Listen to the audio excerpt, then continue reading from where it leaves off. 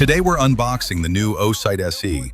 Right off the bat, the packaging is clean, sleek, and well presented. Let's take a look inside. You'll find a bronze commemorative coin and an Osight patch, both adding a nice touch. Now, onto the optic itself.